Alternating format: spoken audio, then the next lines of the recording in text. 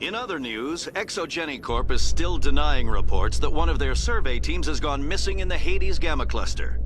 When asked why communication with the survey team was suddenly cut off last week, company officials refused to comment.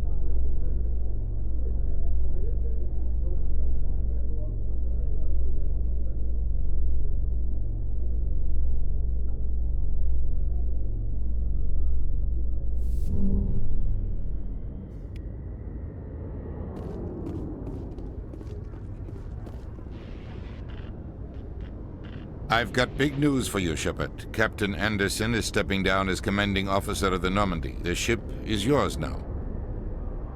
She's quick and quiet, and you know the crew. Perfect ship for a Spectre. Treat her well, Commander. I'll take good care of her, sir. I know you will, Commander. What kind of leads do we have? Saren's gone. Don't even try to find him. But we know what he's after. The conduit. He's got his Geth scouring the Traverse looking for clues. We had reports of Geth in the Pharos system shortly before our colony there dropped out of contact, and there have been sightings around Noveria. Find out what Saren was after on Pharos and Noveria. Maybe you can figure out where the conduit is before he does. Anything else? We have one more lead. Matriarch Benezia, the other voice in that recording. She has a daughter, a scientist who specializes in the Protheans. We don't know if she's involved, but it might be a good idea to try and find her. See what she knows. Her name's Liara, Dr. Liara Tassoni. We have reports she was exploring an archaeological dig on one of the uncharted worlds in the Artemis Tau cluster. The colonists on Pharos might still be alive. It's your decision, Commander. You're a Spectre now. You don't answer to us. But your actions still reflect on humanity as a whole. You make a mess and I get stuck cleaning it up. I'll try not to make things any harder on you, Ambassador. Glad to hear it, Commander. Remember, you were a human long before you were a Spectre.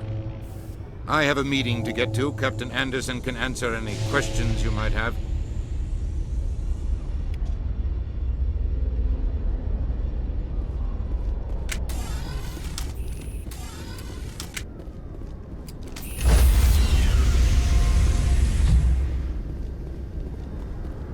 Stand by, shore party. Decontamination in progress.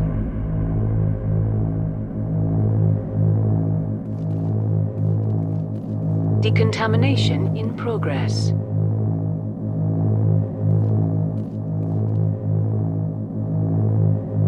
Decontamination in progress.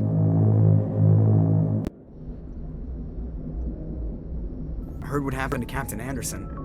Survives 100 battles and then gets taken down by backroom politics. Just watch your back, Commander. If things go bad on this mission, you're next on their chopping block. Captain Anderson should be the one in charge. It's like I'm stealing the ship from him. Yeah, the captain got screwed, but it's not like you could have stopped it. Nobody's blaming you. Everyone on this ship's behind you, Commander, 100%. Intercom's open. If you got anything you want to say to the crew, now's the time. This is Commander Shepard speaking. We have our orders. Find Saren before he finds the conduit. I won't lie to you, crew. This mission isn't going to be easy. For too long, our species has stood apart from the others. Now it's time for us to step up and do our part for the rest of the galaxy. Time to show them what humans are made of. This began with an attack on a human settlement in the Traverse. But we know Saren won't stop there. His Geth armies aren't going to stay on the far fringes of Citadel space.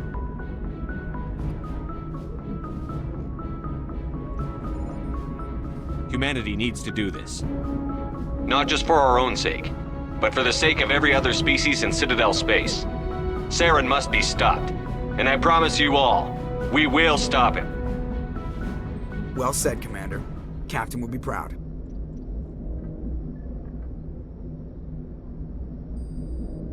The captain gave up everything so I could have this chance.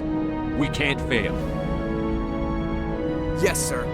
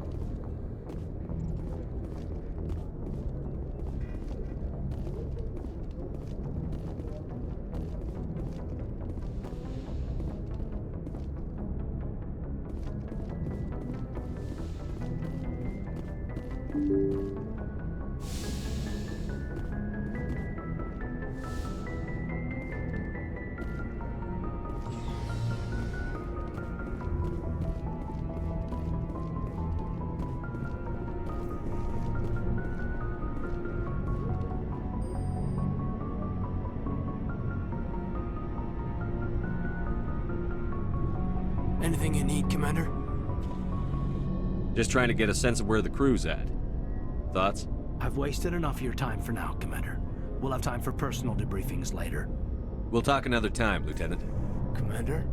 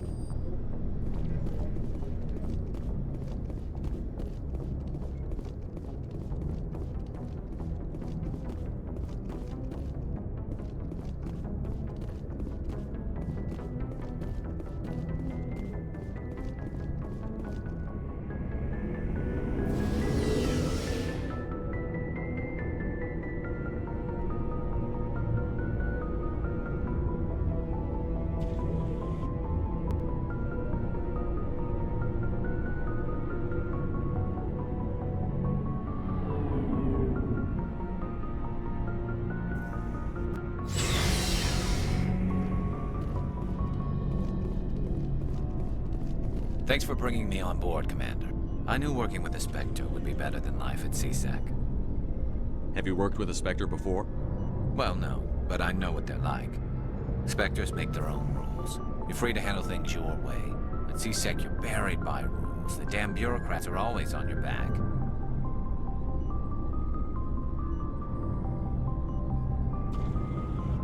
For the most part, the rules are there for a reason. Maybe. But sometimes it feels like the rules are only there to stop me from doing my work. If I'm trying to take down a suspect, it shouldn't matter how I do it, as long as I do it. But CSEC wants it done their way. Protocol and procedure come first. That's why I left. So you just quit because you didn't like the way they do things? There's more to it than that. It didn't start out bad, but as I rose in ranks, I got saddled with more and more red tape. CSEC's handling of Saren was typical. I just couldn't take it anymore. I hate leaving. I hope you made the right choice. I'd hate for you to regret it later. Well, that's sort of why I teamed up with you. It's a chance for me to get off the Citadel, see how things are done outside CSEC. Either way, I plan to make the most of this. And without CSEC headquarters looking over my shoulder, well, maybe I can get the job done my way for a change. If getting the job done means endangering innocent people, then no. We get the job done right, not fast. Got it? I wasn't trying to... I understand, Commander.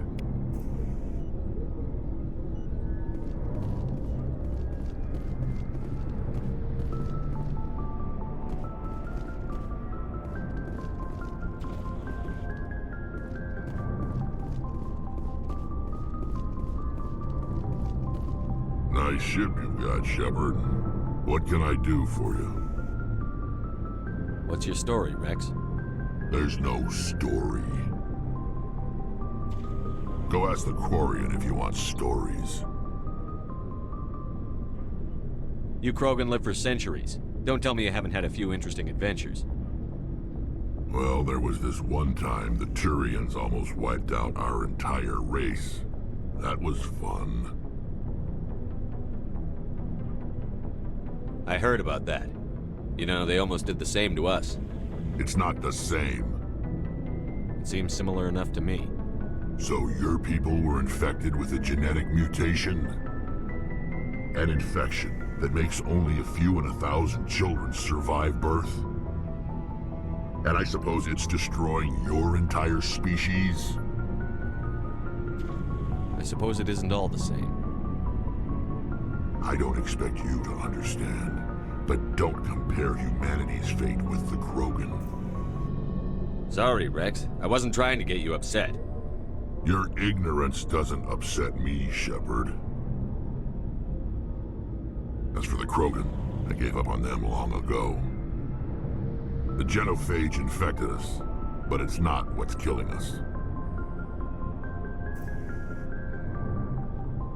What can you tell me about the genophage? Ask the Solarians if you want details. They made it.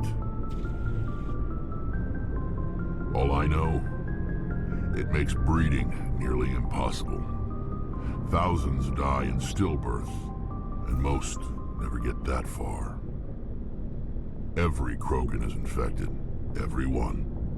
And no one's rushing to find a cure. So long, Rex.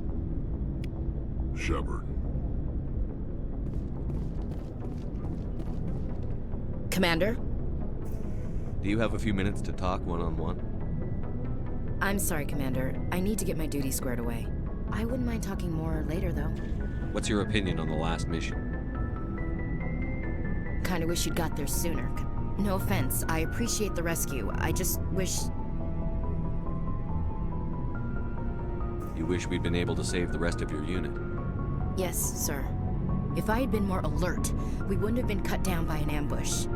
The Geth are perfect ambushers. They don't move, they don't make noise, they don't even breathe. Sir, they have flashlight heads. I'll make sure it doesn't happen again. Dismissed, Chief. Sir.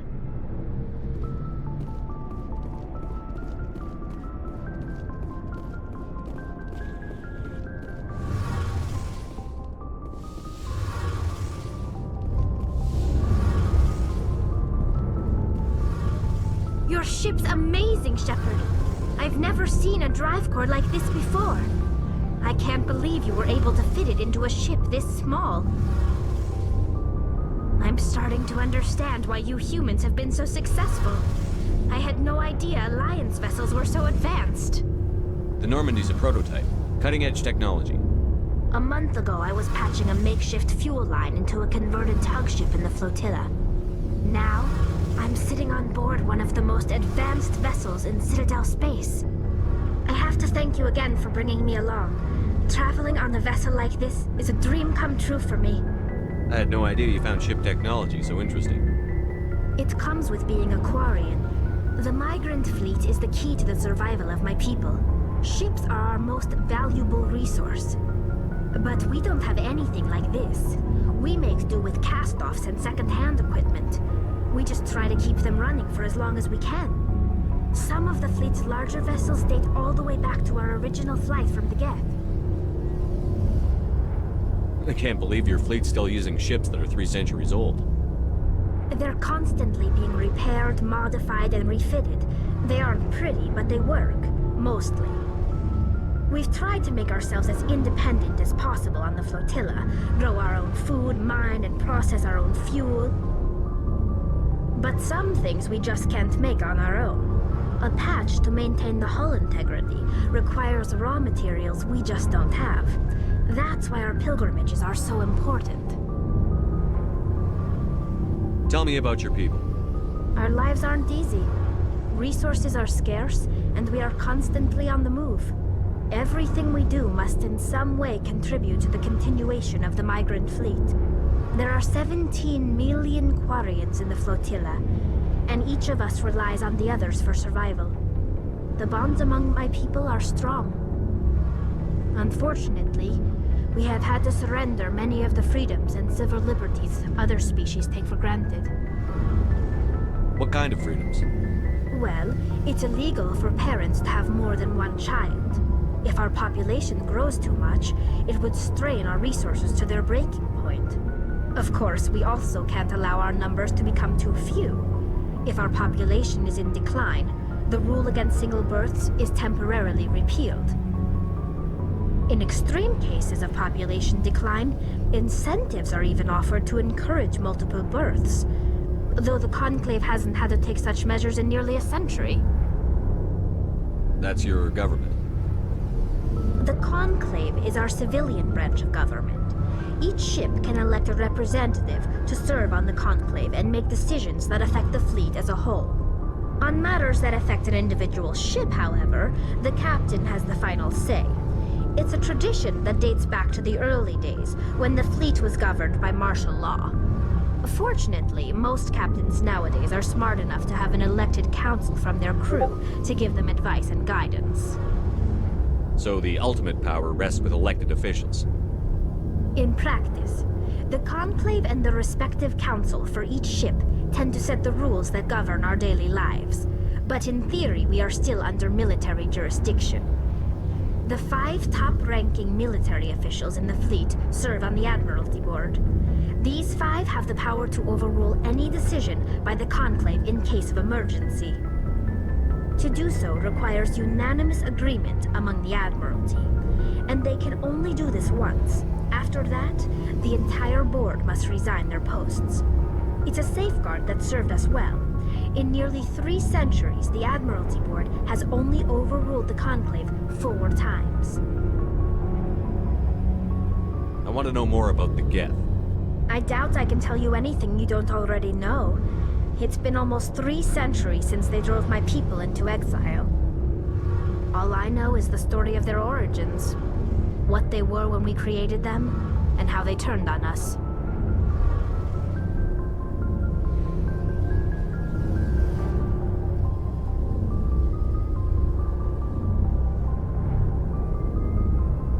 Interesting.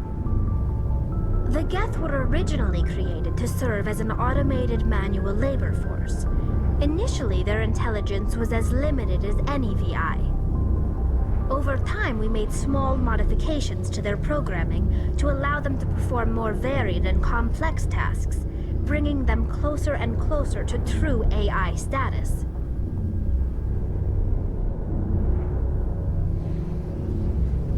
How come the Council didn't step in and stop you? This wasn't true AI research. We may have been skirting the bounds of the law, but we never did anything that was actually illegal. The changes were so insignificant, so gradual, that we were able to control them. Or so we thought. But one thing we underestimated was the power of the neural network. 1 million Geth thinking simultaneously created an inherently unstable matrix. So, the Geth share brain power? Many of the Geth's logic systems were designed to work in concert with other nearby Geth.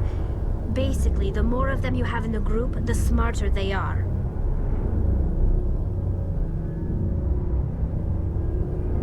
So there's some sort of group consciousness? No, nothing like that. They cannot share sensory data or information. Their programming cannot handle that much simultaneous input. Each Geth maintains an individual awareness and identity. The neural network only operates on a process-based level. It's basically the synthetic equivalent of a subconscious.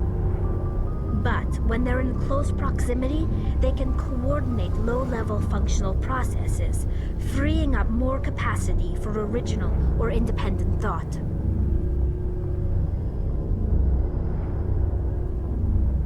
What made them rebel? As we built more and more Geth, their effective intelligence became more sophisticated, more abstract. One day, a Geth began to ask its Quarian overseer questions about the nature of its existence. Am I alive? Why am I here? What is my purpose? As you can imagine, this caused a near panic among my people. What did you do? It was inevitable the newly sentient Geth would rebel against their situation. We knew they would rise up against us, so we acted first. A general order went out across all Quarian-controlled systems to permanently deactivate all Geth. The Geth responded to this order violently. You can't blame them for fighting for their survival. We had no other choice. The Geth were already on the verge of revolution. By acting quickly, we had a chance to end the war before it began. The hope was that most of the Geth would still be little more than machines, incapable of organized resistance. But they had progressed much further than anyone anticipated. The war was long and bloody. Millions upon millions of Quarians died at their hands. In the end, we were forced to flee our own homeworld. We feared the Geth would pursue us, but they never came beyond the Veil. Now we drift through space, exile, searching for a way to reclaim what was once ours.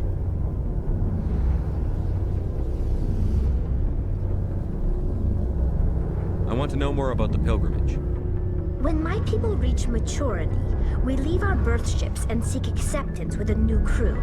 It's necessary to maintain genetic diversity among the fleet. But no ship wants to accept someone who will be a burden on them. So, to prove our worth, we embark on a pilgrimage. We set out alone, leaving the flotilla and our families behind us. We only return once we have found something of value we can bring back to the fleet. This is presented as a gift to the captain of the respective ship we wish to join. If the gift is accepted, we are welcomed into the crew. Can a captain choose to reject the gift? That doesn't happen often. Most captains are eager to increase the size of their crew. It increases their own standing in our society. Even when a gift is not particularly valuable, the captain usually accepts it out of a sense of tradition. However, there is a stigma to presenting a substandard gift. It's not the best way to make a good impression on a new community. Most pilgrims don't return until they find something worthwhile. I can't believe they just send you off alone. It's not like they just cast us out. Before we leave, we are given lessons in how to survive outside the flotilla, and given gifts to help us on our journey. We also receive implants to fight off sickness and disease. Generations of living in an isolated and highly controlled environment have left our immune systems weaker than most. By the time we leave the fleet, we are well equipped for the pilgrimage. This is a rite of passage for all Quarians. If it were dangerous, our numbers would suffer. Virtually every pilgrimage ends with a triumphant return and the ritual presentation of the gift to one of the fleet's captains. I want to talk about something else. Like what? I should go. See you later.